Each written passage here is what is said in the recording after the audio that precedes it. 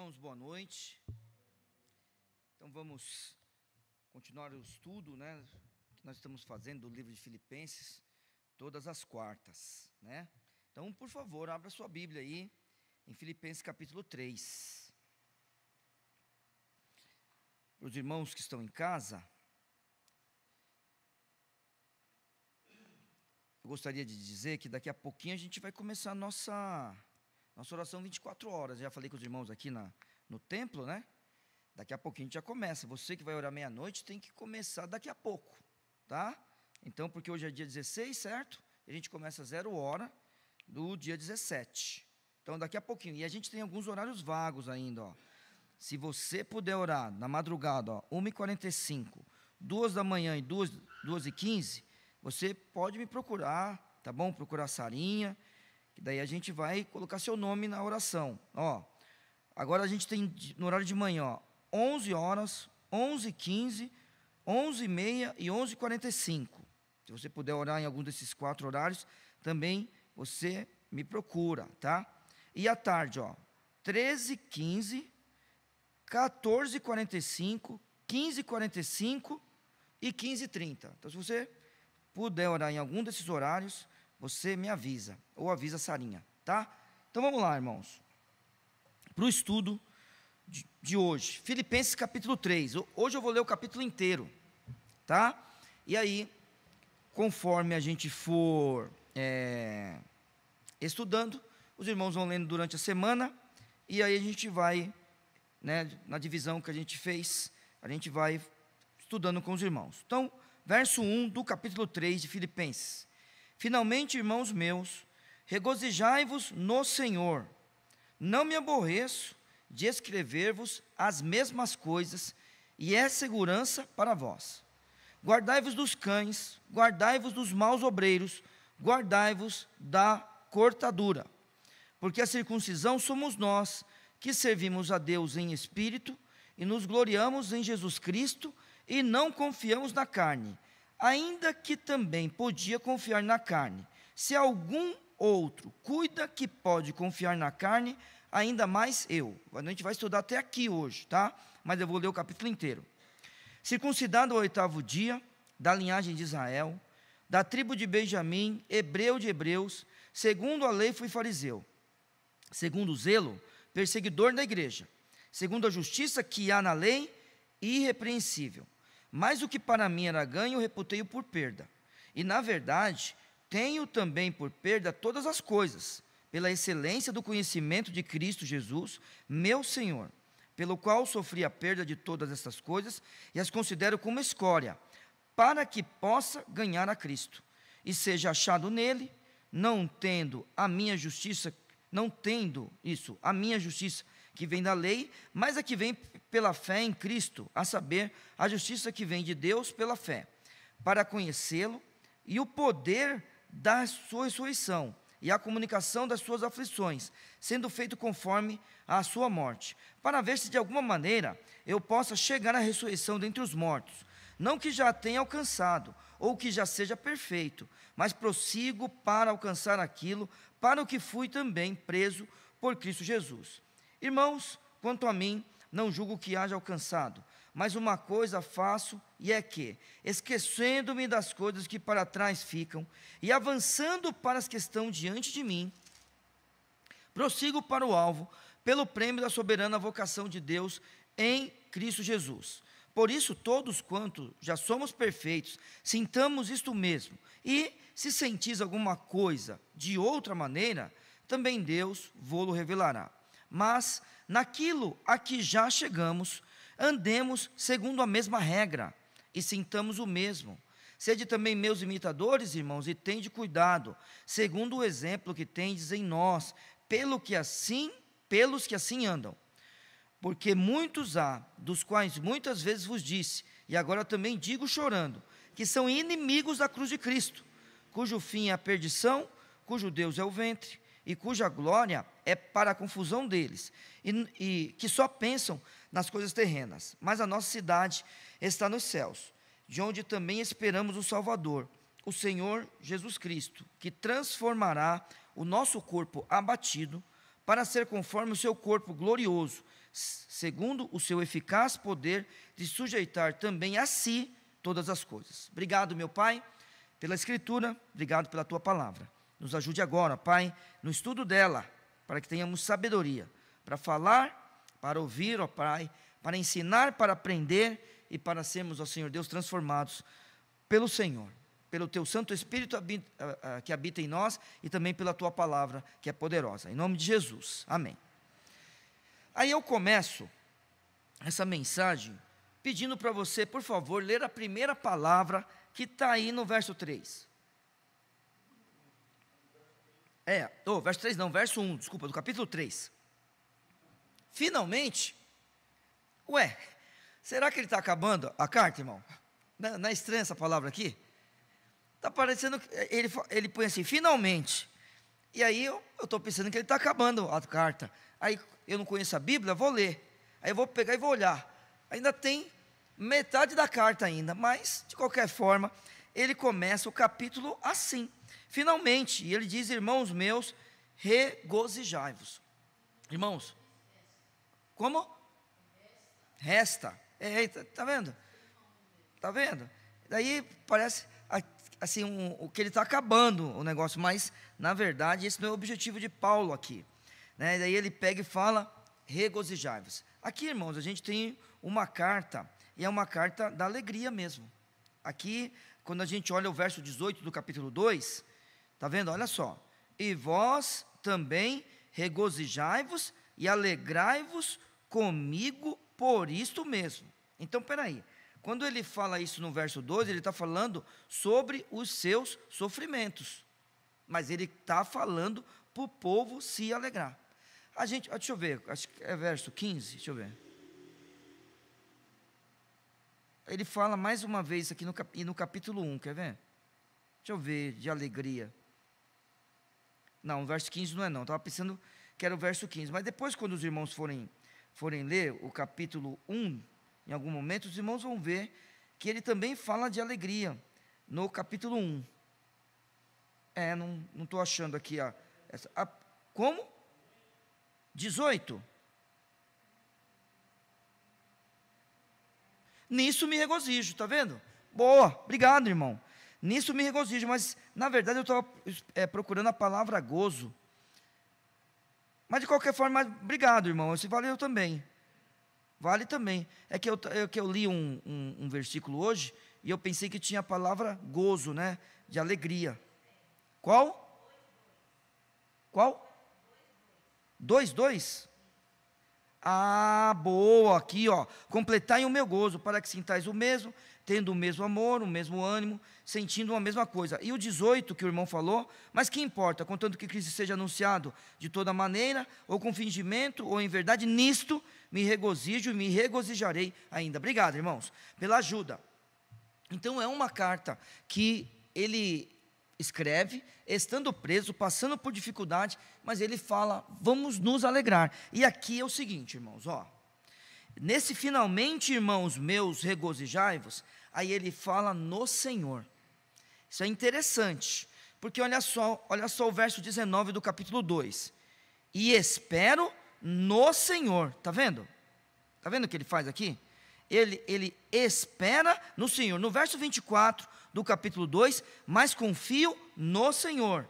Aí a gente vai olhando essas coisas que o apóstolo vai escrevendo, e de repente ele pega: regozijai-vos no Senhor. Porque esperar no Senhor, a gente fala diariamente. A gente fala: eu espero em Deus. A gente fala isso. Quando a gente fala assim, que a gente confia no Senhor, isso é coisa do cotidiano, certo? A gente fala que confia em Deus mesmo. Mas você já percebeu que esta frase aqui, não é comum a gente falar que vai se alegrar em Deus? Se alegrar no Senhor? Então olha só, se a gente pode esperar no Senhor, eu espero em Deus que isso aconteça. Se a gente pode confiar no Senhor, porque a gente tem que guiar a nossa vida na fé e na esperança de que Ele vai cuidar da gente. Então a gente espera em Deus mesmo, a gente confia em Deus mesmo. Se a gente pode falar isso, será que a gente pode falar que a gente vai se regozijar no Senhor? Aí a resposta é óbvia, que é assim, porque está na Bíblia. Mas agora eu quero que você pense da seguinte forma: Quando a gente olha para as Escrituras e vê o espera no Senhor, confia no Senhor, se alegra no Senhor, é porque, na verdade, existe algo neste mundo, que a nossa luta não é contra a carne nem sangue, os irmãos têm que se lembrar disso, em que a gente se firma, em que a gente está firme. Então, peraí, se existe alguma coisa que a gente está firme, e essa coisa não é uma coisa, é uma pessoa, é Cristo, que a gente está firme nele, é Ele, ou o seu ensinamento, ou aquilo, ou sua proteção, mas é nele, que a gente coloca nossos pés e caminha, ou a gente coloca nossos pés e constrói o que a gente é, certo? Se isto é verdade, então a gente pode se alegrar em Deus, lembrando do seguinte: eu vou me entristecer, porque a vida é de altos e baixos, isso aí acontece, mas mesmo triste, eu posso ter confiança que um dia eu vou me alegrar, porque o choro pode durar uma noite, mas o texto continua dizendo, mas a alegria vem pela manhã. Agora, como é que a gente vai passar pela noite? Regozijai-vos no Senhor. Então, finalmente, irmãos meus, regozijai-vos no Senhor. O que ele está falando aqui, você vai perceber a partir de agora, não tem nada a ver com a tristeza desse mundo, como eu estou falando. Eu estou fazendo apenas uma aplicação, porque o objetivo de Paulo é proteção. Esse é o objetivo de Paulo. E o objetivo de Paulo é proteger os filipenses de uma coisa que a gente em Vila São José, a gente não sofre. Mas como não há nada de novo debaixo do sol, pode acontecer de coisas parecidas com essa virem acontecer conosco. Lembra do que eu tenho dito aos irmãos, muitas vezes? Se por acaso doutrinas, ensinamentos, ideias erradas vierem nos assolar, os fiéis precisam se levantar. Então olha o que esse homem faz. Finalmente, irmãos meus, regozijai-vos no Senhor. Não me aborreço de escrever as mesmas coisas. Então, peraí. Agora o assunto parece que mudou, o assunto não é alegria. Mas é assim, ele está preso e é para se alegrar. Ele está com dificuldades, o pessoal está pregando o evangelho, pensando que está colocando carga sobre ele, ou deixando ele triste, ele fala, eu me alegro, pode ser até com fingimento. Quando for para a gente sofrer, eu estou sofrendo, mas quando for para a gente sofrer, vamos nos alegrar. E agora ele, depois de falar disso tudo aqui, ele fala, finalmente regozijai-vos. Mas aí ele vem com um alerta. E esse alerta não é a primeira vez que ele fala. Então, sabe você que tem insistido, talvez você fale assim, eu estou sendo chato demais, não tem nenhum problema isso aí. Então vamos lá. Sabe você que tem insistido? Então é assim, eu não sei se isso já aconteceu com você e com a sua esposa, mas de vez em quando uma Marolinha me dá um toque, você está sendo muito duro. Agora os meninos já estão mais velhos, mas quando os meninos eram mais novos, eu falo assim, está sendo muito duro com as crianças. Beleza, minha mulher está falando, só que de vez em quando ela vinha e falava de novo. Eu nem sei se ela lembra que ela fazia. Você lembra que você fazia isso? Está muito bravo, calma aí. Daí pronto. Joia? Aí eu vou como pai, como professor, como pastor, eu sempre vou me policiando nessas coisas. Mas é assim, sabe você que por acaso tem insistido? Se por acaso você está parecendo ser chato, mude a estratégia, mas não pare. Eu quero que você faça isso, na sua família, no seu lar, aqui na igreja. Porque Paulo está dizendo assim, não me aborreço de escrever-vos as mesmas coisas. Mas agora é o seguinte, isso aqui é um apóstolo falando e ele tem convicção, é segurança para vós. Não adianta qualquer um de nós querer acertar as coisas por causa de nós, não. Sempre o outro é mais importante do que a gente. E aí ele está falando o quê? Eu estou falando as mesmas coisas, eu não me aborreço disso, mas é segurança para vocês. Ótimo. Você como um servo do Senhor, já tem condições, de baseado na palavra, e no relacionamento que você tem com Deus, devido ao Santo Espírito que habita em você, falar isso para o outro. Você tem essa condição, então continue. Porque Paulo está falando para esses homens e essas mulheres: eu não me aborreço de escrever-vos as mesmas coisas. Está vendo? Parece que essa não é a única carta que Paulo escreveu aos Filipenses. Parece. Então, agora você vai ver. Está ali o relógio. Agora você vai ver como Paulo trata. Olha, vocês acham que eu sou duro de vez em quando? Vocês acham que eu sou bravo? Você já pensou se eu me dirigisse desse jeito aqui às pessoas? É claro que eu não vou fazer isso. Eu não estou no século I e eu não sou um apóstolo. Presta atenção no que é dureza. Guardai-vos dos cães. Guardai-vos dos maus obreiros. Guardai-vos da cortadura. Olha só o triplo adjetivo que ele traz para esse grupo. E eu quero já que você me ajude. Na sua Bíblia, o que está escrito no primeiro guardai-vos? Está cães também? Todo mundo? Todo mundo? Ninguém traz outra palavra. E no segundo guardai-vos? Todo mundo é maus obreiros? Então as Bíblias estão... E o último? Está cortadura, tem gente que traz circuncisão, né? Então tá bom, então beleza. Ótimo, vamos lá. A Bíblia que traz circuncisão é porque, por escolha, o tradutor, ele interpretou para você. Ele já interpretou. Porque a palavra é outra. Né? Eu estava dando uma lidinha, e na verdade é que a gente não lê grego, né? Mas se a gente lesse grego, ia ficar uma coisa maravilhosa. Porque circuncisão e cortadura não tem nada a ver. Mas quando você pega as duas palavras que ele usou, porque ele usa a palavra diferente. Então, de novo, ó, é você, mãe, que tem circuncisão? O tradutor da sua Bíblia, uma decisão dele foi interpretar a Bíblia para você. Ele quis falar: não, Ivanise, você não sabe interpretar, então eu vou falar para você o que significa isso. É isso que ele fez. Porque a palavra é cortadura mesmo. Porque são duas palavras diferentes nesse texto. Quando você pega o texto em grego, são duas palavras diferentes. Só que elas mudam. Hã? Alguém falou alguma coisa? Eu não estou entendendo, irmãos. Isso. É isso mesmo. Cortadura, isso mesmo. As palavras são bem parecidas. Então ele, na verdade, quem lê grego, que não é o meu caso, tá? Ele está fazendo um trocadilho.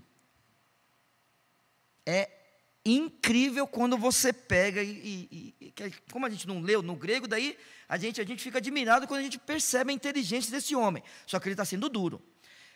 Como a minha mãe já contou para a gente quem são essas pessoas, você já sabe quem eles são. Mas vamos imaginar que a gente não tivesse já a interpretação que está na Bíblia da minha mãe. Pelo contexto você vai descobrir quem eles são. Olha só, rapidinho, eu vou voltar no verso 2, tá? Eu não acabei o verso 2 ainda não. Mas de qualquer forma eu quero ler uma coisa para vocês. Ó. Verso 2 comigo. Guardai-vos dos cães, guardai-vos dos maus obreiros, guardai-vos da cortadura. Porque a circuncisão somos nós. Está vendo? Vamos lá. Que servimos a Deus em espírito e nos gloriamos em Cristo e não confiamos na carne. De quem Paulo está falando no verso 2? Dos judaizantes. Vamos lembrar quem são eles? Quem lembra? Quem são esse grupo? Quem são os judaizantes? Então tá bom, vamos lá, bem rapidinho. Judaizantes são aqueles judeus que se convertem. Porém, eles se convertem. Agora é o seguinte, irmãos, eu vou falar que eles são convertidos, tá? Aí, deixa Deus julgar, se eles são elimas ou não, é com eles. Se eles confiarem só na carne, é claro que eles vão para o inferno. Se eles confiarem só na carne, eles são cães, eles são maus obreiros e está falando que é para guardar dele, tá bom? Mas eu vou falar desse jeito, vou falar, vamos lá. Eles se convertem. Eu estou falando que ele é boa terra? Estou falando ou não? Não. Porque espinho também se converte. Sim? Nasce, não nasce? Só não dá fruto. Tudo bem? Pedra também se converte. Tá bom?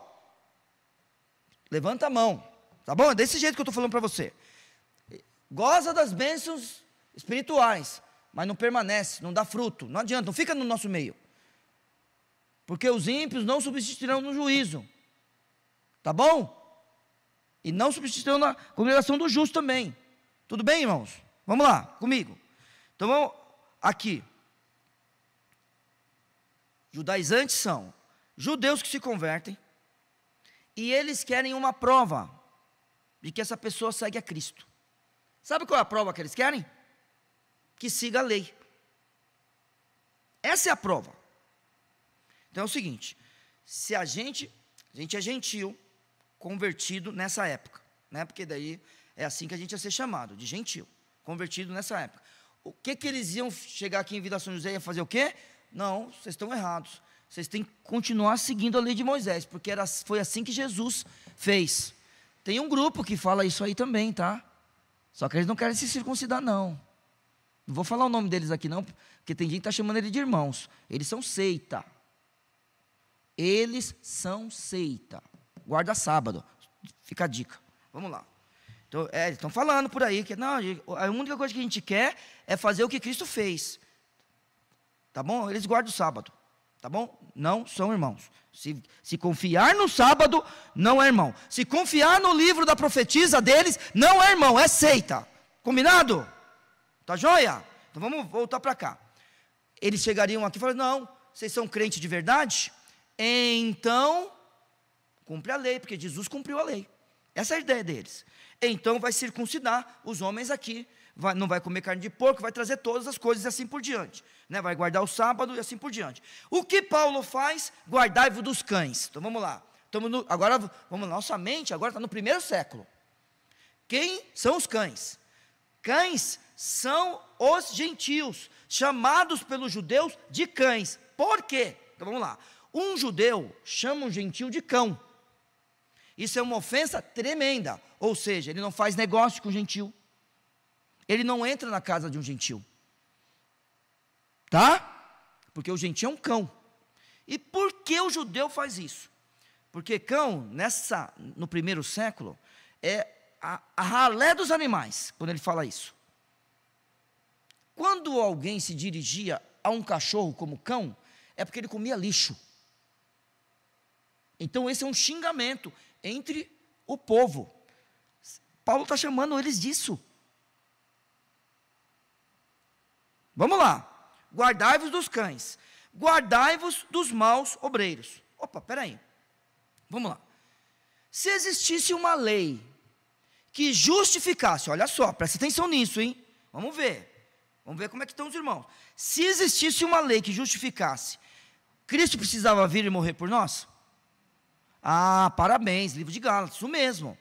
Se por acaso existisse uma lei que pudesse justificar, não tinha por que Cristo ter morrido por nós, era só a gente cumprir a lei. A questão é que a lei foi dada.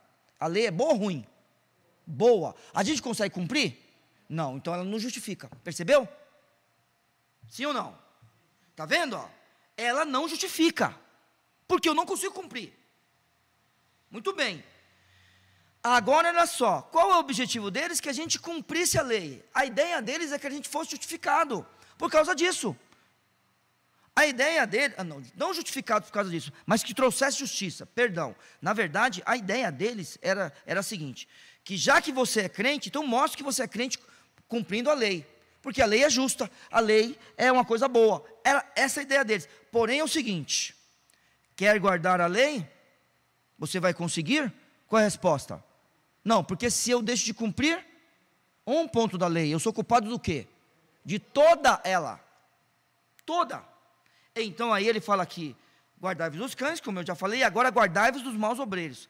Aqueles que queriam justiça através da lei, são chamados de maus obreiros. Ou seja, não justifica nada. E aí a gente não tem nenhuma dúvida, porque ele está falando: guardai-vos da cortadura. Ou seja, daqueles que querem praticar a circuncisão. Vamos bem correndo, que a gente tem pouco tempo. Por quê? Por que ele está falando isso? Então agora vamos lá. Olha só Paulo escrevendo aos Filipenses, porque assim, irmãos, quando a gente vai lendo isso daqui, ele já escreveu outras vezes, né? Esse povo estava no meio deles, a gente parece que não estava, porque ele não se preocupa, até agora não se preocupou com eles, vai passar por eles e depois não vai voltar mais, tá bom? Aí é o seguinte, mas que eles já tiveram por ali já. Por que vocês precisam se guardar dos cães? Por que precisam se guardar dos maus obreiros? Por que precisam se guardar da circuncisão, né? Da cortadura? Na verdade, vamos só lembrar do seguinte: circuncisão é a interpretação, tá? Cortadura realmente é essa palavra, tá? Então vamos lá. Porque a circuncisão somos nós. Excelente. Então pode ficar despreocupado, porque na verdade a circuncisão que vale qual é mesmo, irmãos? Opa, falou. Falou o quê? A do coração. Essa é a circuncisão que vale.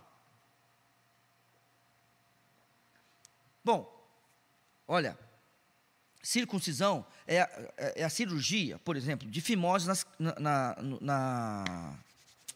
nas crianças, tá? Na criança masculina. Tem algumas que fazem isso. Então isso faz parte da cultura judaica, tá bom? Então isso é circuncisão. Então vamos lá. Porque a circuncisão somos nós. Nós. Então agora o que ele está fazendo? Ele está se colocando, porque veja, ele está preso. E ele está se colocando junto com eles. Então peraí, se somos nós, ele está falando de quem? Quem é a circuncisão? Ele está falando, ó, desse jeito, vamos lá. Você não vai errar, não tenha medo. Não tenha medo. Você sabe o que é. Porque a circuncisão somos nós. Quem são esses nós? Os crentes. Tudo bem? Ela é composta somente de judeus?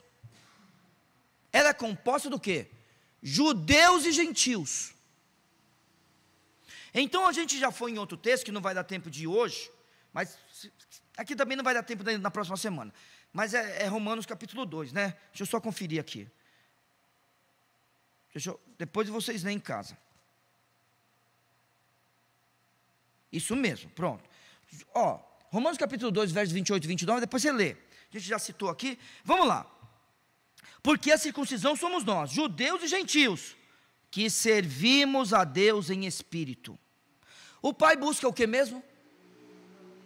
Adoradores, que o adorem em espírito e em verdade. Porque a circuncisão somos nós, que servimos a Deus em espírito. Irmãos, a nossa luta não é contra a carne nem sangue, mas contra as hostes espirituais da maldade. Nós não temos marca, nós não carregamos a marca.